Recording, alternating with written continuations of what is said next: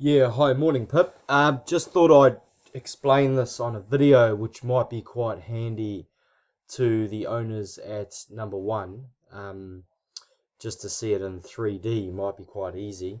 So what I've done is just plotted in a site plan what the existing coverages are in terms of existing carport, dwelling, decks, the proposed additions in green in plan view, the existing dwelling at number one. This is the notional boundary, so it's not a true defined boundary, but it is based on the two properties and the overall size of the section. Um, and then we have the 1 meter setback, which you can clearly see we comply with even with the proposed additions.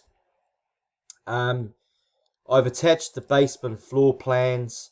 Um, I've attached the ground floor plan showing the changes, the upper floor showing the changes in the PDF, but I thought probably the most beneficial view would be in the 3D. So basically on the side, um, these lines are representing the height to boundary lines, so they are placed on the notional boundary, 2.5 meters up, 45-degree angle going through, and as you can see, it's infringing the upper level roof only, and that really comes down to, I'm just going to hide these ones on this side because they are not related to number one.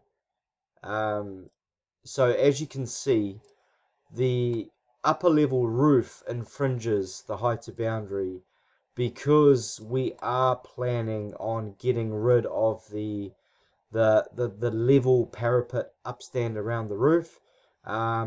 So it would be beneficial for the reclad to actually have a sloping roof, um, and therefore there is a minor infringement which I believe will not have any impact on number one whatsoever. It is solely just clipping the height on the boundary on that side. So hopefully that helps. It is explained in plan view of just a tiny percentage, um, and like I said, it would be massively beneficial based on doing the reclad to actually have a sloping roof, as opposed to a flat upstand parapet going around. Hopefully that helps. Thanks, Pip.